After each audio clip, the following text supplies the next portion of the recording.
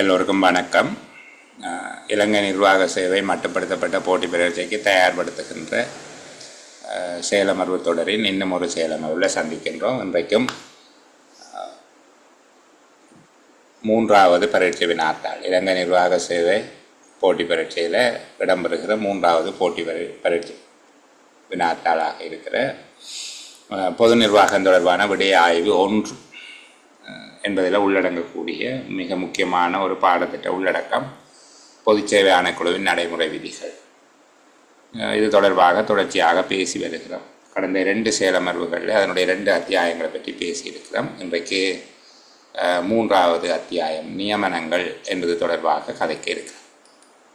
இந்த 3ஆம் அத்தியாயம் நியமனங்கள் அல்லது நியமிப்பு என்பது பார்ப்பதற்கு முன்பாக எங்களுடைய ஒரு விளக்கத்துக்காக நாங்கள் இதை தெளிவாக புரிந்து கொள்ளுகிற அடிப்படையில் 5வது அத்தியாயத்துக்கு நான் உங்களை கூட்டிக் கொண்டு போயிட்டு 5வது அத்தியாயத்துக்கு கூட்டிக் கொண்டு போயிட்டு அதுக்கு பிறகு 4வது அத்தியாயம் பார்த்துட்டு அதுக்கு பிறகு 3வது அத்தியாயத்தை பார்ப்போம். அப்படி பார்க்குறதுல ஒரு சின்ன பலன் மிகப்படுகிற தன்மை ஒன்று இருக்கும்.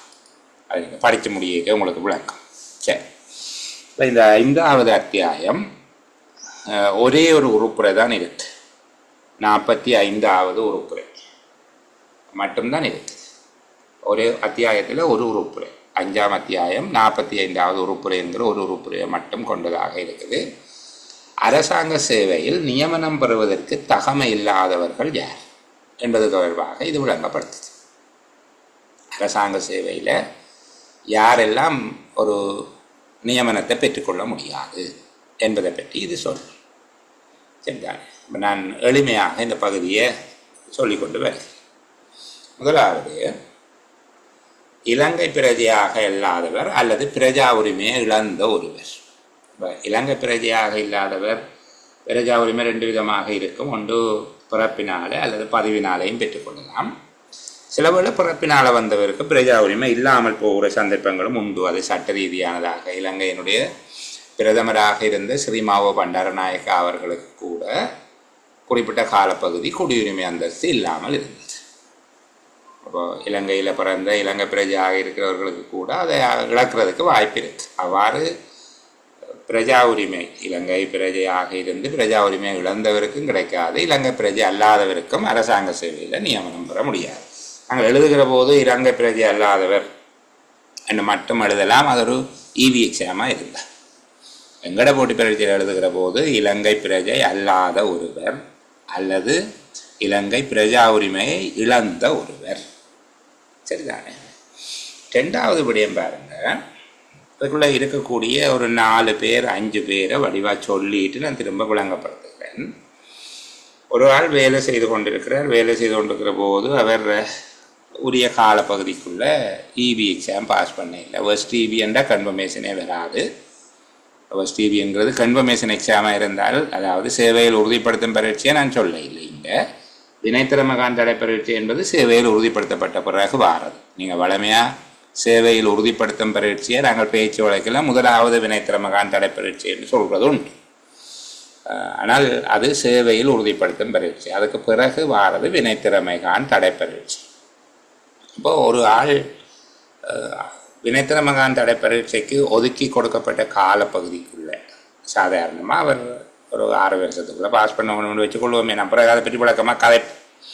அவருக்கு வழங்கப்பட்ட காலப்பகுதிக்குள்ளே அவர் வினைத்திறமகான் தடை பரீட்சை ஒன்றுக்கு தோற்றி பரீட்சையில் சித்தியடைய வேணும்.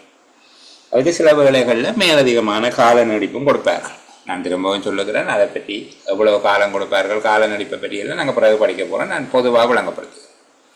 அப்போ அப்படியும் கால நீடிப்பு கொடுத்தும் அவர் பரீட்சையில் சித்தியடையவில்லை என்றால், அந்த வழங்கப்பட்ட கால நீடிப்பிலையும் அவர் பரீட்சையில் சித்தியடையாமல் போனால் என்ன நடக்கும் என்றால், அவரை தொடர்ந்து சேவையில் வைத்திருக்க இயலாது. ஆனால் 10 வருடம், அதாவது 120 மாதங்கள் அவர் திருப்திகரமான சேவையை ஆற்றியிருக்கிறார் என்றால் அவர் ஓய்வூதியத்துக்கு தகுதியானவராகி விடுவார். இல்லாவிட்டால் அவருக்கு ஓய்வூதியம் கிடைக்காது. ஒருவருக்கு ஓய்வூதியத்துக்கான தகுதி, முதலாவது நியமனம் ஓய்வூதிய உரித்துடையதாக இருக்க வேண்டும். 2வது சேவையில் உறுதிப்படுத்தப்பட்டிருக்க வேண்டும். மூன்றாவது 120 மாதங்கள் இடையறாத, அதாவது தொடர்ச்சியான திருப்திகரமான சேவை காலத்தை அவர் கொண்டிருக்க வேண்டும். அப்படி இருந்தால் அவருக்கு ஓய்வூதிய உரித்து வந்துடும். ஆனால் அவர் இவி எக்ஸாம் பாஸ் பண்ண இல்லை. மேலதிகமாக வழங்கப்பட்ட கால நீடிப்புக்குள்ளேயும் அவர் அந்த பரீட்சையில் சித்தியடைய தவறிவிட்டார் என்றால் இதில் இருக்கிற ஏற்பாடுகளின்படி அவரை கட்டாய ஓய்வு பெற செய்ய வேணும். கட்டாயமாக பென்ஷனில் அனுப்ப வேணும். அதை சொல்லுகிறது பொது வினைத்திறமை இன்மைக்காக ஓய்வு பெற செய்தல். திறமையின்மையை காரணமாக காட்டி அவரை கட்டாயமாக பென்ஷனில் போங்க என்று அனுப்புகிறது. கட்டாயமாக ஓய்வு பெற செய்தல். சரி.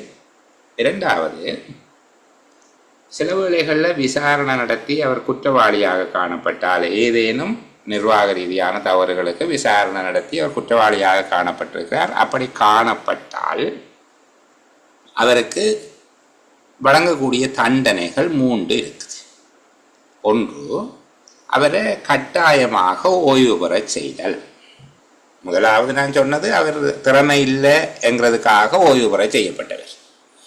இரண்டாவதாக சொல்லுகிறோம் அவர் தண்டனையாக ஓய்வு பெற செய்யப்படுகிறார்.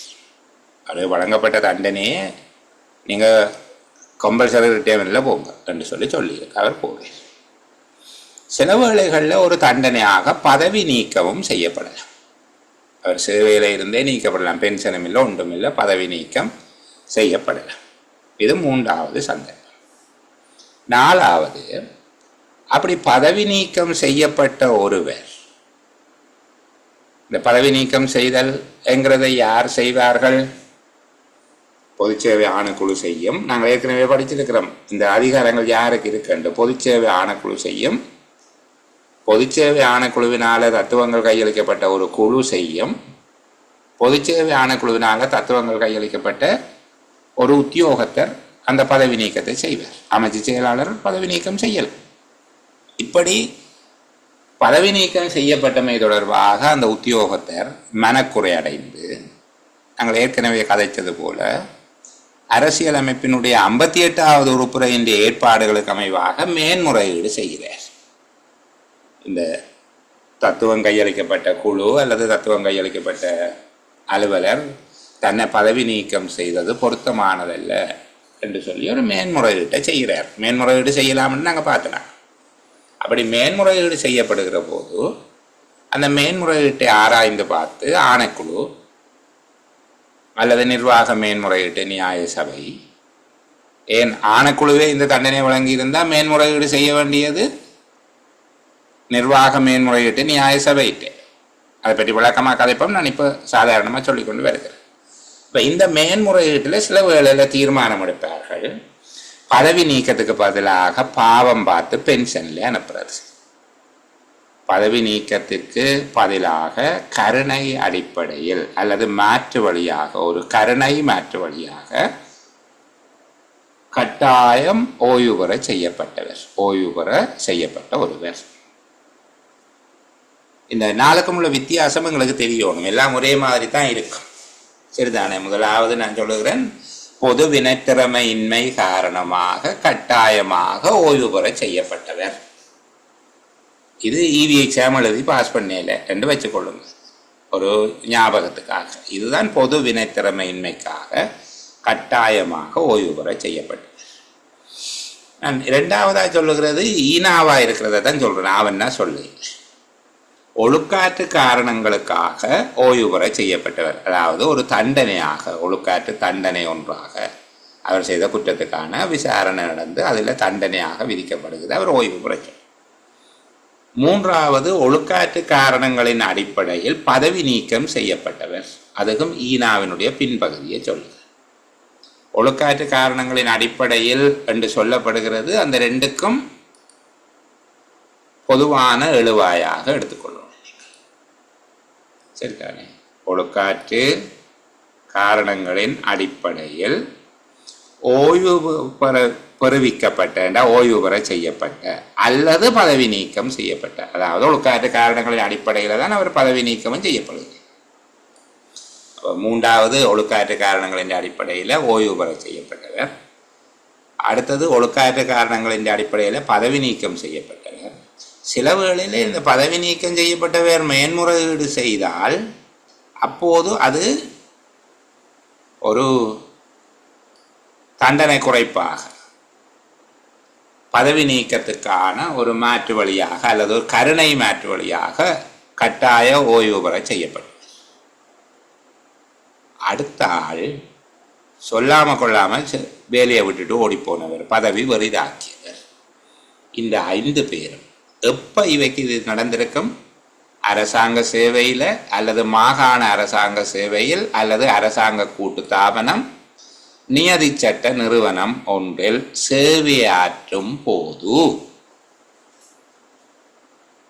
சரிதானே? அரசாங்க சேவையிலேயோ மாகாண அரசாங்க சேவையிலேயோ அரசாங்க கூட்டு தாபனம் அல்லது நியதி சட்ட நிறுவனம் ஒன்றில் சேவையாற்றும் போது என்பதை பிரதானமான அடைமொழியாக வச்சுக்கொண்டு இவ்வளவு சொல்லி போட்டு சொன்னால்தான் அது சரியான விட.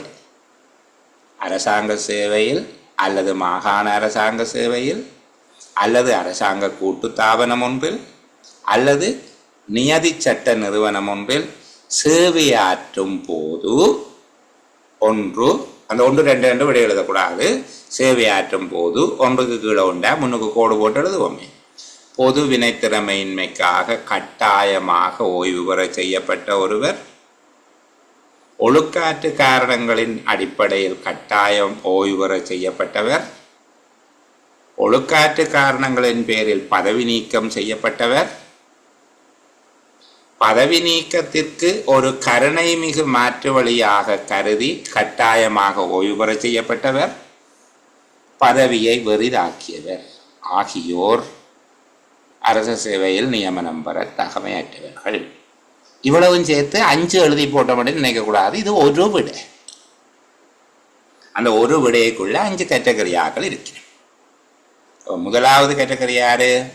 இலங்கை பிரஜை அல்லாத ஒருவர் அல்லது பிரஜா உரிமையை இழந்த ஒருவர். இரண்டாவது, அரசாங்க சேவையில் அல்லது மாகாண அரசாங்க சேவையில் அல்லது கூட்டுத்தாபனம் ஒன்றில் அல்லது நியதி சட்ட நிறுவனம் ஒன்றில் சேவையாற்றும் போது ஒன்றுக்கு கீழே ஒன்றா லிஸ்ட் பண்ணுறீங்க, புள்ளி போட்டு லிஸ்ட் பண்ணுங்க, அல்லது நட்சத்திர அடையாளம் போடுற மாதிரி வச்சுக்கொள்ளுங்களேன். பொது வினைத்திறமையின்மை காரணமாக கட்டாயம் ஓய்வு பெற செய்யப்பட்டவர், ஒழுக்காற்று காரணங்களின் அடிப்படையில் ஓய்வு பெற செய்யப்பட்டவர், ஒழுக்காற்று காரணங்களின் பேரில் பதவி நீக்கம் செய்யப்பட்டவர், பதவி நீக்கத்திற்கான ஒரு கருணை மாற்று வழியாக ஓய்வு பெற செய்யப்பட்டவர், பதவியை வெறிதாக்கியவர் ஆகியோர் அரசு சேவையில் நியமனம் பெறுவதற்கு தகமை இல்லாதவர்கள். மூன்றாவது, இலங்கை குடியரசுக்கு எதிராக குற்றவியல் தவறொன்றை புரிந்து நீதிமன்றத்தில் குற்ற தீர்ப்பு வழங்கப்பட்டவர். யாருக்கு எதிராக குற்றம் செய்கிறார்? இலங்கை சனநாயக சோசலிச குடியரசுக்கு எதிராக. இலங்கை சனநாயக சோசலிச குடியரசுக்கு எதிராக குற்றவியல் தவறொன்றை புரிந்து நீதிமன்றத்தினால் குற்றவாளியாக காணப்பட்டவர். நீதிமன்றம் ஒன்றினால் குற்ற தீர்ப்பு வழங்கப்பட்டது. நாலாவது என்ன வித்தியாசம் என்றால், ஏதாவது குற்றவியல் தவறொன்றை புரிந்து, அது குடியரசுக்கு எதிராக புரிந்த தவறாக இருக்க வேண்டும் என்று இல்லை. சரிதானே? குற்றவியல் தவறு ஒன்றுக்காக நீதிமன்ற விசாரணையில் குற்ற தீர்ப்பு வழங்கப்பட்ட ஒருவர். இந்த குற்றவியல் தவறு பிறகு நாம் வழங்கப்படுத்தி சொல்லுகிறோம். குற்றவியல் தவறு காரணமாக நீதிமன்ற விசாரணையில் குற்றவாளியாக காணப்பட்டவர் அல்லது குற்ற தீர்ப்பு வழங்கப்பட்டவர். ஐந்தாவது, யார்கிட்டையாவது கடன் வாங்கிட்டார், கொடுக்க இல்லை, அவங்க நீதிமன்றத்தில் போய் வழக்கு போட்டுட்டாங்க. நீதிமன்றத்துக்கு இவர் போகிறார், தனக்கு அந்த கடனை செலுத்துவதற்கு வகை இல்லை என்று சொல்லுகிறார். எந்த வகையும் இல்லை, ஒரு வழிவகையும் இல்லை என்று சொல்லுகிறார். நீதிமன்றம் அவர் தொடர்பான அறிக்கையை கோரும். கிராம அலுவலர், பிரதேச செயலர் போன்றவர்களிடமிருந்து அறிக்கை கோரும். அவர்கள் சொல்லுகினா அவர்கிட்ட ஒன்றும் இல்லை, அவருடைய பெயரில் அசையும் அசையா சொத்துக்கள் எவையும் இல்லை, அவர்கிட்ட இருந்து இது அறவீடு செய்ய இயலாது, அவர் தன்னுடைய நாளாந்த வாழ்க்கையை கொண்டு செல்வதற்கு உரிய வருமானத்தை கூட கொண்டவர் அல்ல. கடைத்தெருவில் தான் படுக்கிறார். கடைகள் மூடின பிறகு அந்த பிராந்தையில் தான் படுக்கிறார். அதுதான் அவருடைய வாழ்க்கை என்று அறிக்கை கொடுக்கப்படும். அப்போ நீதிமன்றம் அவர் கடன் தீர்க்க வகையற்றவர் என்று பிரகடனம் செய்து அவரை அந்த கடனிலிருந்து விடுவிக்கும். இப்படி ஒரு கதையை ஞாபகம் வச்சுக்கொள்ளுங்க. அப்படி கடன் தீர்ப்பதற்கு வழி இல்லை என்று நீதிமன்றத்தினால பிரகடனம் செய்யப்பட்ட ஒருவர் ஒருபோதும் அரசு சேவையில் சேர இயலாது. விளங்கிட்டா 5 விஷயம்? சரியா? அப்போ இதுதான் அரசாங்க சேவையில் நியமனம் பெறுவதற்கு தகமை இல்லாதவர்கள். சரி, இனி இந்த அரசாங்க சேவையில் நியமனம் வழங்கப்படுவது தொடர்பாக வழிகாட்டுகின்ற ஆவணங்கள் சில இருக்குது. அரசாங்க சேவையில் நியமனம் வழங்குவது தொடர்பாக எவ்வாறு நியமனங்கள் வழங்கப்பட வேண்டும் போன்ற விடயங்கள் தொடர்பில் வழிகாட்டுகின்ற சில ஆவணங்கள் இருக்கிறது. சில ஆவணங்களில் 2 ஆவணங்கள் இருக்கிறது. அது சேவை பிரமாண குறிப்பு, ஆட்சேர்ப்பு திட்டம். சரிதானே? சேவை பிரமாண குறிப்பை ஆங்கிலத்தில் சர்வீஸ் மினிட் என்று சொல்றது. சேவை பிரமாண குறிப்புகள், சர்வீஸ் மினிட்ஸ். ஆட்சேர்ப்பு திட்டம், சிஸ்டம் ஆஃப் ரிக்ரூட்மெண்ட், SOR என்று சொல்லுவேன். ஆட்சேர்ப்பு திட்டம். இப்போ இந்த ரெண்டும் என்னங்கிறத புரிந்து கொண்டு நாங்கள் 5வது அத்தியாயத்திலேருந்து 4வது அத்தியாயத்துக்கு வந்துட்டு அதுக்கு பிறகு மேலே 3வது அத்தியாயத்துக்கு போவோம்.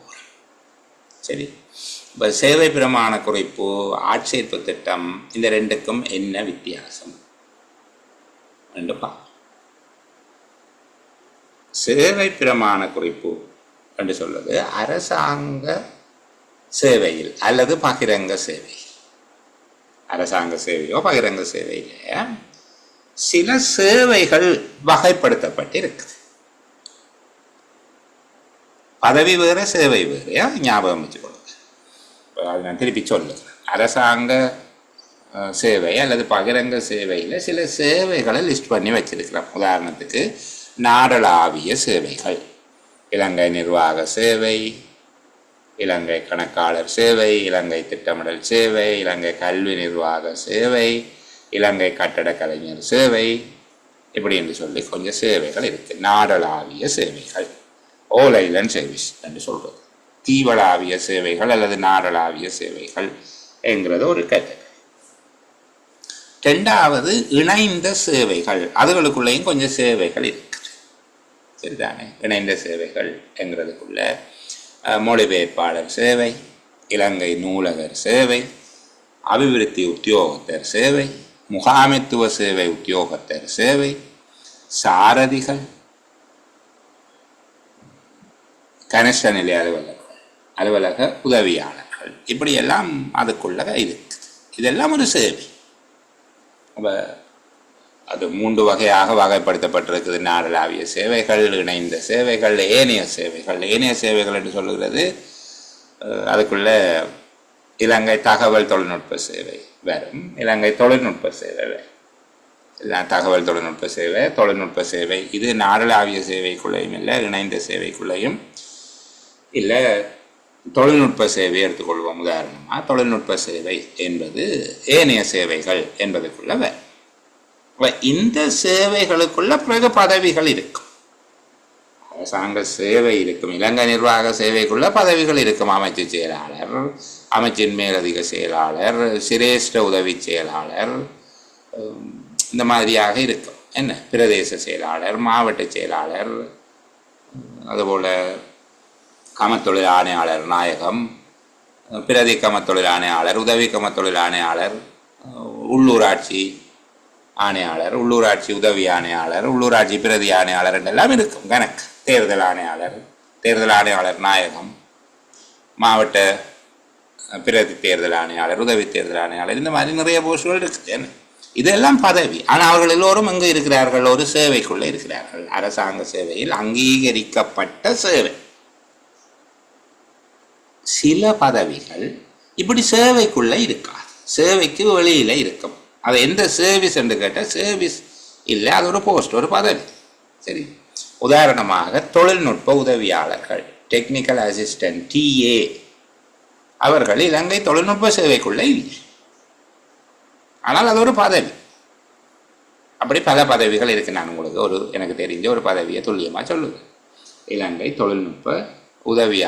தொழில்நுட்ப சேவைக்குள்ள தொழில்நுட்ப உத்தியோகத்தர்கள் இருக்கணும், டெக்னிக்கல் ஆஃபீஸர்ஸ் இருக்கணும், டிஓ. ஆனால் டிஏ தொழில்நுட்ப உதவியாளர்கள் அதுக்குள்ள இல்லை, அது ஒரு பதவி. அப்போ 2 விஷயம் இப்போ உங்களுக்கு விளங்குதா?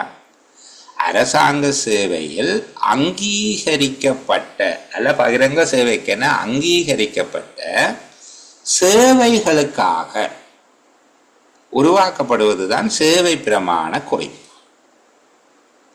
அவ்வாறான சேவைகளுக்கு வெளியே இருக்கின்ற அனுமதிக்கப்பட்ட பதவி ஒவ்வொன்றுக்காகவும் உருவாக்கப்படுவது ஆட்சேர்ப்பு திட்டம். அப்ப முதலாவது விடயம், இந்த 2க்கும் இடையில இருக்கிற வேறுபாட்டை நீங்க புரிஞ்சு கொள்றீங்க. முதலாவது ஒரு வேறுபாடு. என்ன வேறுபாடு? அரசாங்க சேவையில் உள்ள அங்கீகரிக்கப்பட்ட சேவை ஒவ்வொன்றுக்கும் சேவை பிரமாண குறிப்பு காணப்படுகிறது. அவ்வாறான சேவைகளுக்கு வெளியே உள்ள அனுமதிக்கப்பட்ட பதவி, அப்ரூவ்ட் போஸ்டானது அனுமதிக்கப்பட்ட பதவி ஒவ்வொன்றுக்கும் ஆட்சேர்ப்பு திட்டம் ஒன்று காணப்படுகிறது. நம்ம முதலாவது இந்த 2க்கும் உள்ள வேறுபாடு சொல்லியாச்சு. 2வது, இந்த 2க்கும் இருக்கிற ஒற்றுமை என்ன? இந்த 2க்கும் இருக்கிற ஒற்றுமை ஆட்சேர்ப்புக்கான தகமைகள். அதாவது ரெக்ரூட் பண்றதுக்கு என்னென்ன குவாலிஃபிகேஷன் வேணும், ஆட்சேர்ப்புக்கான முறைகள், எழுத்து பரீட்சையா, நேர்முக பரீட்சை, செய்முறை பரீட்சை, அல்லது இந்த 3ம் அல்லது ஏதேனும் 2, இந்த மாதிரி. சரிதானே? ஏதேனும் 1. ஆட்சேர்ப்பு முறை என்றது எழுத்து பரீட்சையாக இருக்கலாம், நேர்முக பரீட்சையாக இருக்கலாம், செய்முறை பரீட்சை ப்ராக்டிக்கல் எக்ஸாம் செய்முறை பரீட்சையாக இருக்கலாம், அல்லது 3ஆகவும் இருக்கலாம். 3ல் ஏதேனும் 1ஆகவும் இருக்கலாம். அப்போ ஆட்சேர்ப்பு முறைகள், ஆட்சேர்ப்புக்கான தகமைகள், என்ன குவாலிஃபிகேஷன், அங்கீகரிக்கப்பட்ட பல்கலைக்கழகம் ஒன்றில் பட்டம் பெற்றிருத்தல் வேண்டும் என்கிறது அங்கே ஒரு தகமை. அல்லது கல்வி பொது தராதர உயர்தர பரீட்சையில் 3 பாடங்களில் சித்தி பெற்றிருத்தல் வேண்டும் என்றது ஒரு தகமை. அப்படி ஆட்சேர்ப்புக்கான தகமைகள், ஆட்சேர்ப்புக்கான முறைகள், சம்பள அளவு திட்டங்கள், அவர்களை MN7 வைக்கிறதா, MN4 வைக்கிறதா, MN5, SL1, SL3, இந்த மாதிரி சம்பள அளவு திட்டங்கள், சேவை நிபந்தனைகள். சேவை நிபந்தனைகள் என்றால் பொதுவான நிபந்தனைகள், விசேடமான நிபந்தனைகள் இருக்கும். அதாவது தரம் 3ல் 6 வருடங்கள் கடமையாற்ற வேணும், EV எக்ஸாம் பாஸ் பண்ண வேணும், அதுக்கு பிறகு தரம் 2க்கு வர வேணும், அதில் 5 வருஷம் இருக்கணும், இந்த மாதிரி எல்லாம் இருக்கும் சேவை நிபந்தனைகள். அது ப்ரொமோஷன் சிஸ்டம், பதவி உயர்வு முறைகள், எப்படி அனுபவத்தின் அடிப்படையிலேயா அல்லது இடையில அவர்கள் பரீட்சைகள் எழுதுறதுக்கு ஏதேனும் வாய்ப்பு இருக்குதா, ஏதேனும் பரீட்சைகள் எழுதியும் ப்ரொமோஷனில் போகலாம். சில பேர் காலம் வந்தால் தான் போகலாம். இப்போ 2ல் இருந்து 1க்கு போகிறது, முந்தி சில பரீட்சைகளுக்கு எக்ஸாம் இருந்தது, எழுதி போகலாம். இப்போதும் முகாமைத்துவ சேவை உத்தியோகத்தர்களுக்கு இருக்குது, தரம் 1ல் இருந்து அதிவிசேட தரத்துக்கு போகிறதுக்கு பரீட்சை எழுதி போகலாம். ஆனால் தரம் 2ல் இருந்து தரம் 1க்கு போகிறதுக்கு அந்த காலம் முடிஞ்சால்தான் போகலாம். அப்போ அவ்வாறு பதவி உயர்வு முறைகள், எவ்வாறு பதவி உயர்வு முறைகள் இருக்குது, அதனுடைய தொழில் நெறிமுறைகள், அதற்கான இன்ன பிற சகல விவரங்களையும் தொடர்புடைய இயைபுள்ள என்பது அதனோடு சம்பந்தப்பட்ட சகல பிற விவரங்களும் சேவை பிரமாண குறிப்பிலேயோ அல்லது ஆட்சேர்ப்பு திட்டத்திலேயோ உள்ளடக்கப்பட்டிருக்கும். இது சாதாரணமாக EV எக்ஸாம் படிப்பிக்கிறேன்டா இப்படி எல்லாம் சொல்லி கொண்டிருக்கிறது இல்லை. அது சேவை பிரமாண குறிப்பு மற்றும் ஆட்சேர்ப்பு திட்டம் என்றால் என்ன, அதில் உள்ளடங்கும்படி எங்களை வேண்டு கேட்பான். இதை அப்படியே எழுதிவிட்டால் சரி. இல்லை, நீங்கள் பிரித்து மேய்ஞ்சு படிக்கும். இப்போ முதல்ல 2க்கும் உள்ள வித்தியாசத்தை சொன்னீங்க. அரசாங்க சேவையில் உள்ள அங்கீகரிக்கப்பட்ட சேவை ஒன்றுக்கும் சேவை பிரமாண குறிப்பு இருக்கும். ஆனால் அந்த சேவைகளுக்கு வெளியே உள்ள அனுமதிக்கப்பட்ட பதவி ஒவ்வொன்றுக்கும் ஆட்சேர்ப்பு திட்டம் ஒன்று காணப்படும். 2வது, சேவை பிரமாண குறிப்பு மற்றும் ஆட்சேர்ப்பு திட்டம் ஆகியவை ஆட்சேர்ப்புக்கான தகமைகள், ஆட்சேர்ப்பு முறைகள், சம்பள அளவு திட்டங்கள், சேவை நிபந்தனைகள், பதவி உயர்வு முறைகள், தொழில் நெறிமுறைகள் மற்றும் தொடர்புடைய இன்ன பிற சகல விவரங்களையும் உள்ளடக்கியதாக இருக்கும். இதில் ஒரு வித்தியாசம் இருக்குது. இதில் பார்க்குற போது ஒரு வித்தியாசம், ஒரு ஒற்றுமை, ஒரு வித்தியாசம், ஒரு ஒற்றுமை, இந்த ஒழுங்கில் கதைச்சு கொண்டு போகும். 3வது, சேவை பிரமாண குறிப்பு எல்லாம் இந்த புத்தகத்தில் இருக்கிற, அதாவது அரசாங்க சேவை ஆணைக்குழுவின் நடைமுறை விதிகளில் உள்ள 1ஆம் பின்னிணைப்பில் காட்டப்பட்ட நியம மாதிரியின் படி தயாரிக்கப்படும். ஸ்டாண்டர்ட் ஃபார்மெட், நியம மாதிரி, ஸ்டாண்டர்ட் ஃபார்மெட். அப்போ முதலாம் நியம மாதிரிக்கு, முதலாம் பின்னிணைப்பில் உள்ள நியம மாதிரிக்கு அமைவாக தயாரிக்கப்படும் சேவை பிரமாண குறிப்பு. ஆட்சேர்ப்பு திட்டம் என்பது அரசாங்க சேவை ஆணைக்குழுவின் நடைமுறை விதிகளில் உள்ள இரண்டாம் பின்னிணைப்பில் காட்டப்பட்டுள்ள நியம மாதிரிக்கு அமைவாக தயாரிக்கப்படும். இதெல்லாம் கேட்பாங்க. இப்போ பின்னிணைப்புகள் எல்லாம் பஸ்பாட் கேள்வியாக வாரது. நீங்கள் 4 விடைகளில் ஒரு விடையை தெரிஞ்செடுத்துக்கிறதுக்கு வேற முதலாம் பின்னிணைப்பு என்ன, 2ஆம் பின்னிணைப்பு என்ன, 3ஆம் பின்னிணைப்பு என்ன, அதெல்லாம் படித்து வச்சிருக்கோம். சரிதானே? இதில் எப்போ கேட்டாலும் நித்திரையால் தட்டி எழுப்பி கேட்டால் உடனே சொல்லக்கூடியதாக இருக்கணும். அந்த அளவுக்கு படித்து வச்சிருக்கோம். அதுக்காக தான் நாங்கள் நீண்ட தயார்படுத்தலுக்கு படிக்கிறோம். அதுக்கேற்ற போல பார்த்து கொண்டா சரி. இதுக்கு பிறகுன்னு திறக்கினால் அது எங்களுடைய முயற்சியினமாக தான் இருக்கும். அப்போ 3வது விஷயம். ஆனால் 2வது வேறுபாடு. நான் சொன்னால் ஒன்றை விட்டு ஒன்று வேறுபாடு, ஒன்றை விட்டு ஒன்று ஒற்றுமை. இப்படி தான் கதைக்க போகிறோம். சரியா? அப்போ என்ன சொல்லியிருக்கிறோம் அதில் பார்த்தீங்கன்னா, சேவை பிரமாண குறிப்புகள் அரசாங்க சேவை ஆணைக்குழுவின் நடைமுறை விதிகளில் முதலாம் பின்னிணைப்பில் காட்டப்பட்டுள்ள நியம மாதிரியின்படியும் ஆட்சேர்ப்பு திட்டங்கள் 2ஆம் பின்னிணைப்பில் காட்டப்பட்டுள்ள நியம மாதிரியின் அமைவாகவும் தயாரிக்கப்பட வேண்டும். 3வது விஷயம் முடிஞ்சு. இப்போ 4வது என்னவா இருக்கணும்? ஒரு ஒற்றுமையாக இருக்கும். 1வது வித்தியாசம், 2வது ஒற்றுமை, 3வது வித்தியாசம், 4வது ஒற்றுமை. சேவை பிரமாண குறிப்பு மற்றும் ஆட்சேர்ப்பு திட்டங்கள் என்பவை யாரால் தயாரிக்கப்பட வேண்டும்? 2மே தொடர்புள்ள அமைச்சு செயலாளரால் தயாரிக்கப்பட்டு அவருடைய சிபார்சுகளோடு சரிதானே? தாவன பணிப்பாளர் நாயகம், தாவன பணிப்பாளர் அதிபதி என்கிறது தாவன பணிப்பாளர் நாயகம், முகாமைத்துவ சேவைகள் பணிப்பாளர் நாயகம், MST என்று சொல்கிறேன். இப்போது தேசிய சம்பள ஆணைக்குழு என்கிறது பற்றியெல்லாம் நான் சொல்ல இல்லை. இதுக்குள்ளே ஏன் என்று பிறகு சொல்லுகிறேன். சரிதானே? இப்போது தொடர்புடைய அமைச்சு செயலாளர் அதை தயாரிக்கிறார். இங்கே 2 அமைச்சுக்கள் சம்பந்தப்படும். ஒன்று பொது நிர்வாக உடையதுக்கு பொறுப்பான அமைச்சு, அதன் சார்பில் தாவன பணிப்பாளர் நாயகம். அதுபோல் நிதி அமைச்சு தொடர்புபடும். நிதி அமைச்சின் சார்பில் முகாமைத்துவ சேவைகள் பணிப்பாளர் நாயகம். இவர்களுடைய அவதானிப்பு மற்றும் சிபார்சுகளோடு நியமன அதிகாரியின் சிபார்சு மற்றும் அவதானிப்புகளையும், அந்த பதவிக்கு நியமனம் செய்வதற்கு யார் பொறுப்பளிக்கப்பட்டிருக்காரோ அந்த நியமன அதிகாரி. அப்போ இங்கே 3 பேரை நாங்கள் பார்க்க போகிறோம். சரிதானே? பொது நிர்வாக அமைச்சின் சார்பில் தாவன பணிப்பாளர் நாயகம், அதுபோல் முகாமைத்துவ சேவைகள் பணிப்பாளர் நாயகம், நியமன அதிகாரி ஆகியோருடைய ஒப்சர்வேஷன் அண்ட் ரெக்கமெண்டேஷன், அதாவது அவதானிப்புகள் மற்றும் சிபார்சுகளுடன் ஆணைக்குழுவுடன் சமர்ப்பித்து, பொது சேவை ஆணைக்குழுவுடன் சமர்ப்பித்து அனுமதி பெறப்பட வேண்டும். இப்போ சுருக்கமாக நாங்கள் இப்படி பார்த்துக்கொள்வோமே.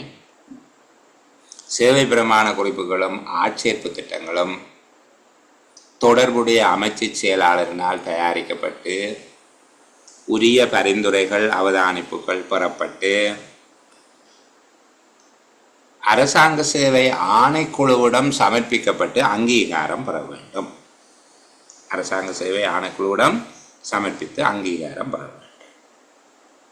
இவை அமைச்சரவையினுடைய கொள்கைகளுக்கு முழுமையாக அமைவுற்றிருக்க வேண்டும். கொள்கைகளை மாற்றல, அது நாங்கள் முதலே பார்த்துனாங்க.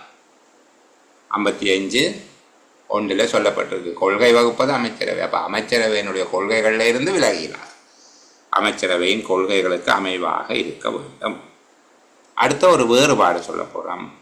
சேவை பிரமாண குறிப்பு ஒரு கெசட் நோட்டிஃபிகேஷனாக வெளியில் வரும். சரிதானே? வர்த்தமானி அறிவித்தலில் பிரசுரிக்கப்படுவதன் மூலமாக பகிரங்கப்படுத்தப்பட வேண்டும். ஆட்சேர்ப்பு திட்டம் பொருத்தமான வழிமுறைகளில் பகிரங்கப்படுத்தப்படலாம். ஆட்சேர்ப்பு திட்டம் பொருத்தமான வழிமுறைகளில் பகிரங்கப்படுத்தப்படலாம். இப்போ சேவை பிரமாண குறிப்பு ஆட்சேர்ப்பு திட்டம் என்பவற்றுக்கு இடையில் என்ன வேறுபாடு என்று கேட்டாலும் நீங்கள் இப்படி விட எழுதலாம். சேவை பிரமாண குறிப்பு ஆட்சேர்ப்பு திட்டம் என்று பொதுவாக கேட்கப்பட்டாலும் நீங்கள் விட எழுதலாம். சரியா? இந்த சேவை பிரமாண குறிப்பு ஆட்சேர்ப்பு திட்டம் இந்த ரெண்டையும் நாங்கள் என்ன சொல்லுகிறோம், நியமனங்களுக்கு வழிகாட்டும் உத்தியோகபூர்வ ஆவணங்களவை என்று கேட்கப்பட்டால் சேவை பிரமாண குறிப்பு மற்றும் ஆட்சேர்ப்பு திட்டங்கள். இப்போ சேவை பிரமாண குறிப்பு ஆட்சேர்ப்பு திட்டம் இரண்டுக்கும் உள்ள ஒற்றுமை வேற்றுமை என்ன, அல்லது அவை என்ன, சேவை பிரமாண குறிப்பு ஒன்று ஆட்சேர்ப்பு திட்டத்திலிருந்து எவ்வாறு வேறுபடுகிறது, சேவை பிரமாண குறிப்பு மற்றும் ஆட்சேர்ப்பு திட்டங்களை விளக்குக எப்படி கேட்கப்பட்டாலும் முதலாவது என்ன சொல்றீங்க, அரசாங்க சேவையில் உள்ள அங்கீகரிக்கப்பட்ட சேவை ஒவ்வொன்றுக்கும் சேவை பிரமாண குறிப்பு காணப்படும். அவ்வாறான சேவைகளுக்கு வெளியே உள்ள அனுமதிக்கப்பட்ட பதவி ஒவ்வொன்றும் தொடர்பாக ஆட்சேர்ப்பு திட்டம் ஒன்று இருக்கும். இரண்டாவது, சேவை பிரமாண குறிப்பு மற்றும் ஆட்சேர்ப்பு திட்டம் ஆகியவை ஆட்சேர்ப்புக்கான தகமைகள், ஆட்சேர்ப்பு முறைகள், சம்பள அளவு திட்டங்கள், சேவை நிபந்தனைகள், பதவி உயர்வு முறைகள், தொழில் நெறிமுறைகள் மற்றும் தொடர்புடைய பிற சகல விவரங்களையும் உள்ளடக்கி இருக்க வேண்டும்.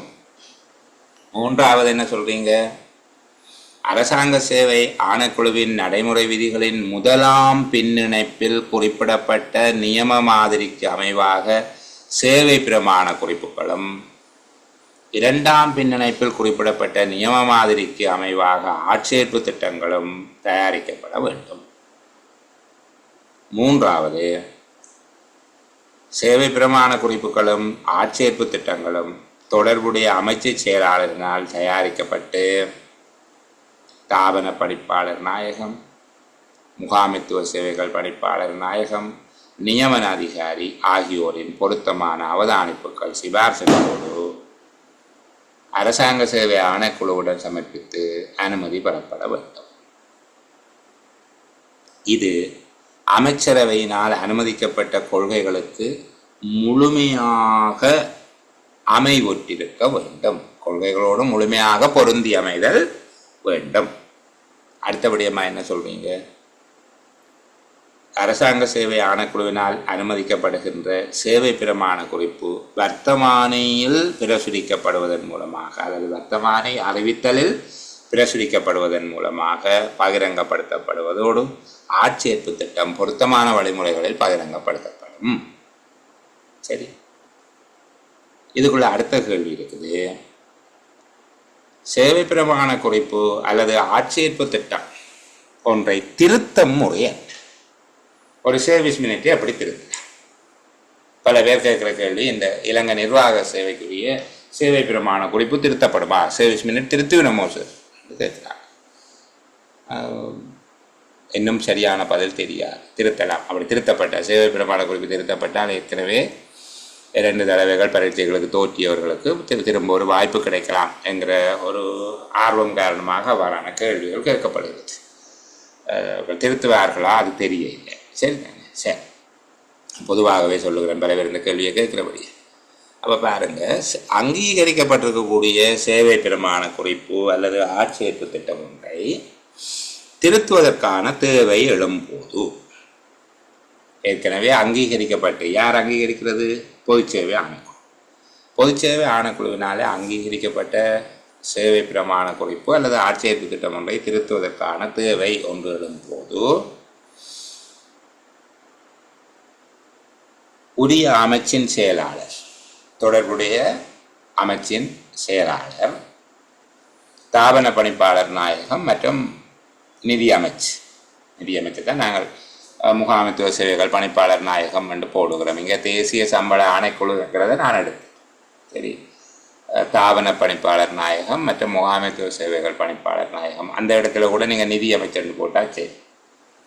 நிதி அமைச்சு மற்றும் நியமன அதிகாரி ஆகியோருடைய சிபார்சு உள்ளடங்கலாக உரிய திருத்தங்களை தயாரித்து, தொடர்புடைய அமைச்சின் செயலாளர் உரிய திருத்தங்களை தயாரித்து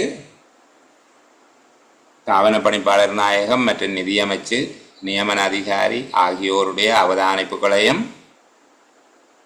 பரிந்துரைகளையும் அல்லது சிபாரிசுகளையும் பெற்று அரசாங்க சேவை ஆணைக்குழுவிடம் திருத்தத்துக்கான அனுமதிக்கு சமர்ப்பிக்க வேண்டும். அப்படி சமர்ப்பிக்கும் போது கீழ்வரும் தகவல்களை உள்ளடக்கிய அட்டவணை ஒன்றோடு அது சமர்ப்பிக்கப்பட வேண்டும். கீழ்வரும் தகவல்களை உள்ளடக்கிய 3 நிரல்களை கொண்ட அட்டவணை ஒன்றோடு அதனை சமர்ப்பிக்க வேண்டும். என்னென்ன அந்த 3 கோலத்திலையும் என்னென்ன இருக்குமெண்டா, திருத்தப்பட வேண்டிய ஏற்பாடுகள் இப்போ இருக்குது தானே ஏற்பாடுகள், அதில் எதை திருத்த போறீங்க, திருத்தம் செய்வதற்கான காரணங்கள், அடுத்தது எப்படி திருத்தணும், உத்தேச திருத்தம் ஆகியவை அந்த அட்டவணையில் உள்ளடக்கும். அட்டவணை 3 நிரல்களை கொண்டிருக்க வேண்டும். ஒன்று, திருத்தம் செய்யப்பட வேண்டிய சேவை பிரமாண குறிப்பின் அல்லது ஆட்சேர்ப்பு திட்டத்தின் தற்போது உள்ள ஏற்பாடுகள்.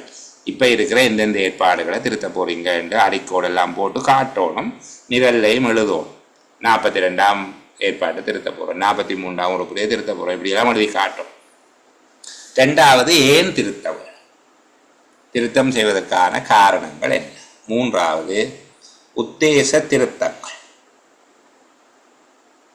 உத்தேச திருத்தங்கள் என்னென்ன திருத்தம், திருத்தப்பட்ட சேவை பிரமாண குறிப்பு அல்லது ஆட்சேர்ப்பு திட்டத்தை வரைய வேணும். வரைஞ்சு டிராஃப்ட் ஒன்று போடணும். ஏற்கனவே இருக்கிறது ஆட்சேர்ப்பு திட்டம் இருக்கும், புது ஆட்சேர்ப்பு திட்டம் அல்லது சேவை பிரமாண குறிப்பு ஒரு டிராஃப்ட் ஒன்று போட்டு அதில் திருத்தங்கள், உத்தேசிக்கப்பட்ட திருத்தங்கள் எவ்வாறு திருத்த வேணும் என்று சொல்லி இருக்கக்கூடிய உத்தேசிக்கப்பட்ட திருத்தங்கள் அடிக்கோடிட்டு வெளிப்படுத்தப்பட வேண்டும். சேவை பிரமாண குறிப்பு அல்லது ஆட்சேர்ப்பு திட்டம் ஒன்றை திருத்துவதற்கான வழிமுறை என்ன என்று கேட்கப்பட்டால், முதல் சொல்லுவோம், அங்கீகரிக்கப்பட்ட சேவை பிரமாண குறிப்பு அல்லது ஆட்சேர்ப்பு திட்டம் ஒன்றை திருத்துவதற்கான தேவை எழும்போது தொடர்புடைய அமைச்சின் செயலாளரால் திருத்தங்களுக்கான அட்டவணை ஒன்று தயாரிக்கப்பட்டு உரிய வகையில் தாபன பணிப்பாளர் நாயகம், நிதியமைச்சு, நியமன அதிகாரி ஆகியோரின் சிபார்சுகள் உள்ளடங்கலாக அங்கீகாரம் பெறுவதற்காக திருத்த வரைவினை அரசாங்க சேவை ஆணைக்குழுவிடம் சமர்ப்பிக்க வேண்டும். அவ்வாறு சமர்ப்பிக்கப்படுகின்ற அட்டவணை கீழ்வரும் 3 நிரல்களை கொண்டதாக அமைய வேண்டும். ஒன்று, திருத்தம் செய்யப்பட வேண்டிய சேவை பிரமாண குறிப்பு அல்லது ஆட்சேர்ப்பு திட்டத்தில் உள்ள ஏற்பாடுகள். 2வது, திருத்தம் செய்வதற்கான காரணங்கள். 3வது, உத்தேச திருத்தங்கள். திருத்தம் செய்யப்பட்ட சேவை பிரமாண குறிப்பு அல்லது ஆட்சேர்ப்பு திட்டத்துக்கான வரைவு டிராஃப்ட் ஒன்று வரையப்பட்டு அதில் செய்யப்பட உள்ள திருத்தங்கள் அல்லது உத்தேசிக்கப்பட்ட திருத்தங்கள் அடிக்கோடிட்டு காட்டப்பட்டு இருக்க வேண்டும். சரியா?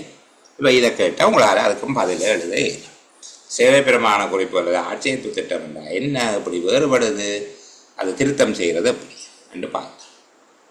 இனி 3வது அத்தியாயத்துக்குள்ளே போகும். சரிதானே? 3வது அத்தியாயம் கொஞ்சம் பெரியது. நான் அதில் ஒரு தொகுதியை பிள்ளைகளுக்கு விளங்கப்படுத்திட்டு நேரம் கிடைக்கிற போது அதுக்குள்ளே போகும். இனி பார்ப்போம். நியமனங்கள். ஆணைக்குழுவுக்கு தத்துவம் அளிக்கப்பட்டுள்ள நியமனங்கள். நியமனங்கள் என்பதனுள் உள்ளடங்குபவை எவை, அல்லது நியமனம் என்பதனால் கருதப்படும் விடயங்கள் எவை என்று கேட்கப்பட்டால் 5 விடயங்கள் இதுக்குள்ளே இருக்குது. சரி, முதலாவது, பதவி ஒன்றுக்கு நியமித்தல். காலத்துக்கு காலம் அரசாங்கத்தினால எடுக்கப்படும் கொள்கை சார்ந்த தீர்மானங்களுக்கு உட்பட்டு, அரசாங்கத்தின் கொள்கைகள் காலத்துக்கு காலம் அமைச்சரவையினால் எடுக்கப்படும், அந்த கொள்கை தீர்மானங்களுக்கு அமைவாக கீழே சொல்லப்படுகின்ற நியமனங்களை பின்வரும் நியமனங்களை செய்வதற்கு ஆணைக்குழுவுக்கு தத்துவம் உண்டு. முதலாவது என்ன? பதவி ஒன்றுக்கு நியமித்தல். இந்த பதவி ஒன்றுக்கு எப்படி நியமிக்கலாம்? பதிலீட்டு அடிப்படையில். பதிலீட்டு அடிப்படையில் இருந்தால் சப்ஸ்டிடியூட், ஒப்பந்த அடிப்படையில், அமைய அடிப்படையில், தற்காலிகமாக, கடமையை கவனிக்கும் அடிப்படையில், கடமையை மேற்கொள்வது, கடமையை கவனித்தல், கவர் ஆஃப் டியூட்டி, பதில் கடமை அதாவது ஆக்டிங், நிரந்தரம் பெர்மனன்ட், சரிதானே? எத்தனை வகையாக? பதிலேடு, ஒப்பந்தம், அமையம், தற்காலிகம், கடமையை கவனித்தல், பதில் கடமை மற்றும் நிரந்தரம் ஆகிய அடிப்படைகளில் பதவிகளுக்கு நியமிக்கலாம். பதவி ஒன்றுக்கு நியமித்தல். சாதாரணமாக நாங்கள் பதவி ஒன்றுக்கு நியமித்தல், அந்த பதவி தரநிலைகளில் வேறுபாடு இருக்குது. பதிலீட்டு அடிப்படையில் சப்ஸ்டிடியூட் என்று சொல்லுவார்கள். நான் சும்மா சொல்லுகிறது பிள்ளைகளுக்கு ஞாபகம் இருக்கக்கூடிய மாதிரி, இந்த ஊருக்கு இருக்கிற போஸ்ட் ஆஃபீஸில் ஒரு போஸ்ட் மாஸ்டர் வேலைக்கு வராமல் லீவில் நின்றால் அன்றைக்கு மட்டும் ஒரு போஸ்ட் மாஸ்டர் வந்து வேலை செய்துட்டு போகுது. Acting post master, substitute post master. அவர் மற்ற நாளில் வேலை இல்லை, ஊரில் இருப்பேன். சரிதானே? இதைத்தான் பதிலீட்டு நியமனம் என்று சொல்கிறது. அது பதிலீட்டு நியமனம் வேண்டாம் என்னன்னு பிறகு விளக்கம் சொல்லுவோம். ஒப்பந்தம் வேண்டாம் கன்ட்ராக்ட், ஒரு வருஷம் கன்ட்ராக்ட் பேசிஸில் போய் வேலை செய்கிறேன். அமையம் ஹேசுவல், அமையம்ங்கிறது அது ஒரு குறிப்பிட்ட ஒரு வேலையை செய்ய மட்டும் எடுக்கிறது. அதுக்கு விளக்கம் எல்லாம் பிறகு சொல்லுவோம். தற்காலிகம், டெம்பரரி, நிரந்தரம் அல்ல. கடமையை மேற்கொள்ளுவது, ஒரு வேலையில் இருந்து கொண்டு இன்னொரு வேலையை கவரப் பண்ணி செய்கிறது. கடமையை கவனித்தல். பதில் கடமை, ஆக்டிங் டியூட்டி என்று சொல்லுவோம். இந்த ஆக்டிங் அந்த என்ன, அதை எத்தனை வகை என்னெல்லாம் பிறகு நாங்கள் கதைக்க போகிறோம். அடுத்தது நிரந்தரம். இதெல்லாம் சேர்த்து வச்சுக்கொண்டு நாங்கள் சொல்லலாம் பதவி ஒன்றுக்கு நியமித்தல். பதவி ஒன்றுக்கு நியமித்தலுக்கு விளக்கம் எழுத போகிறோம். பதிலேடு, ஒப்பந்தம், அமையம், தற்காலிகம், கடமையை கவனித்தல், பதில் கடமை மற்றும் நிரந்தர அடிப்படைகளில் பதவி ஒன்றுக்கு நியமித்தல். ரெண்டாவது, நியமனம் என்பதில் அடங்குகிற ரெண்டாவது விடயம், அரசாங்க உத்தியோகத்தர் ஒருவரின் தற்போதுள்ள சேவை அந்தஸ்தில் மாற்றம்.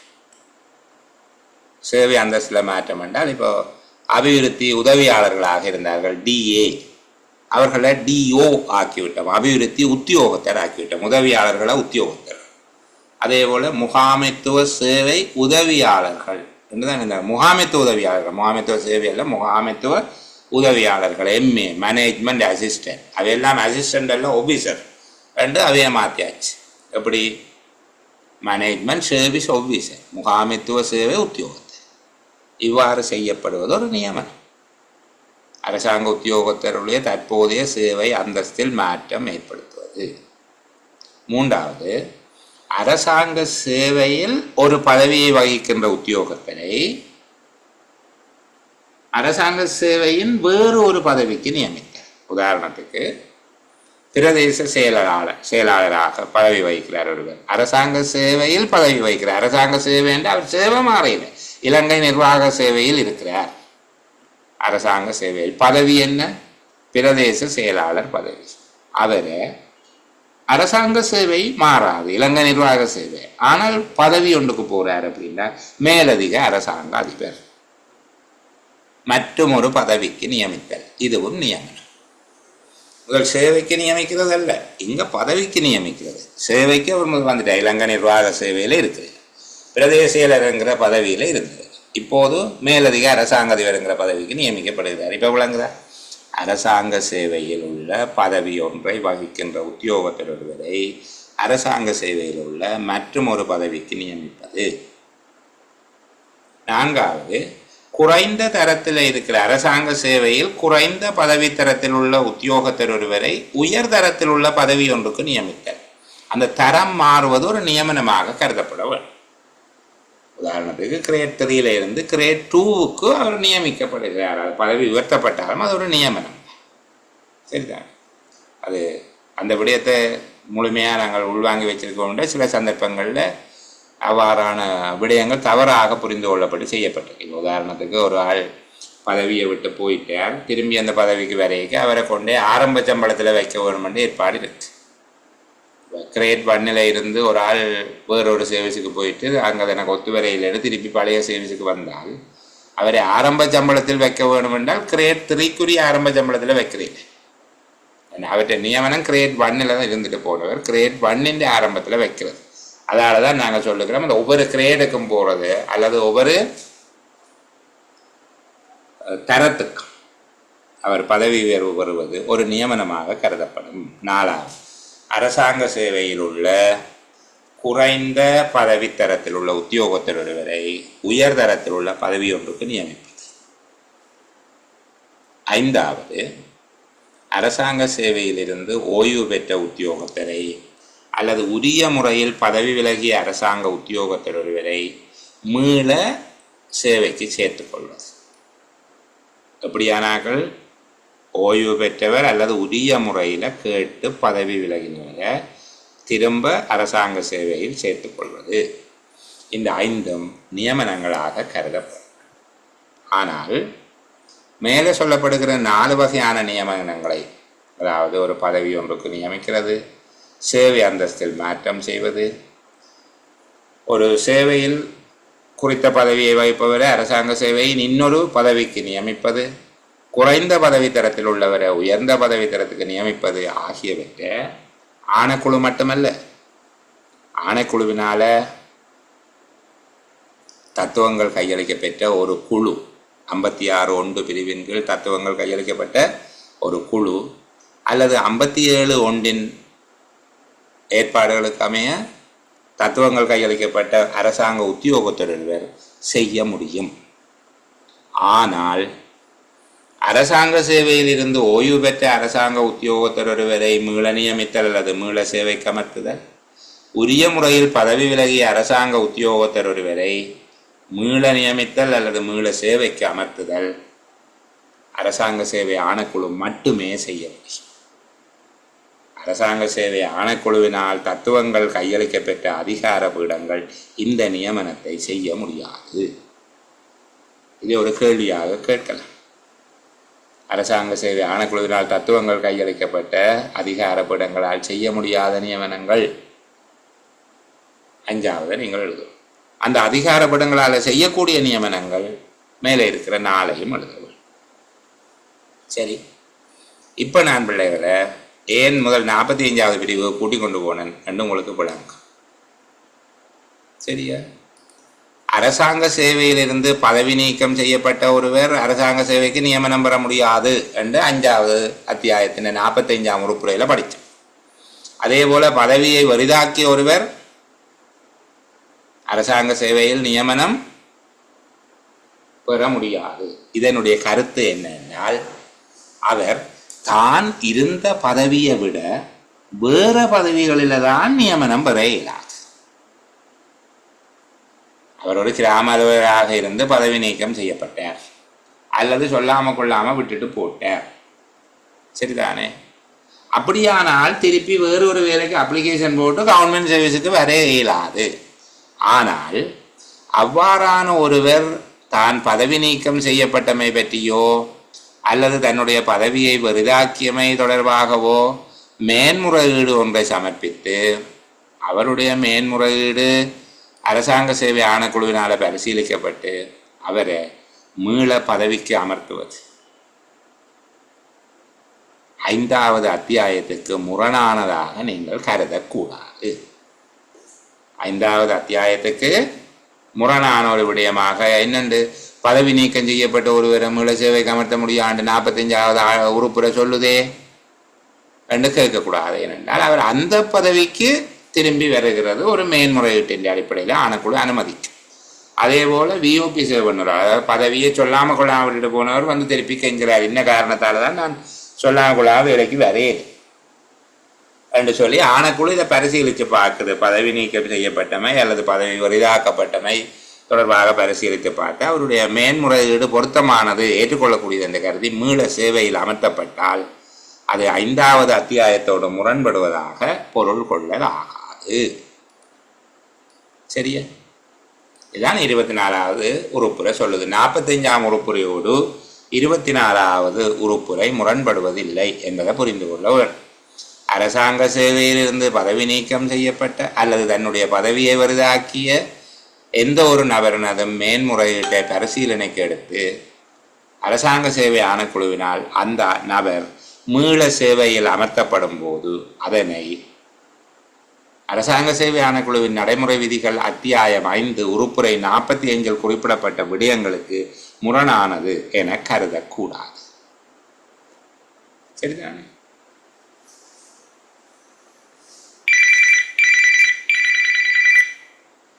இப்போ இந்த அளவோடு நாங்கள் இன்றைக்கு செயலமர்வை நிறைவு செய்து கொள்வோம். 24 ஆர்டிகளோடு நான் நினைக்கிறேன் படிப்பிச்ச நல்ல கலந்து பேசிய விடயங்கள் எல்லோருக்கும் புரிந்திருக்கும் என்கிற அடிப்படையில் நான் இந்த அளவோடு ஒளிப்பதிவை நிப்பாட்டுகிறேன். நீங்கள் ஏதாவது கேட்குறதாக இருந்தால் கேட்கலாம்.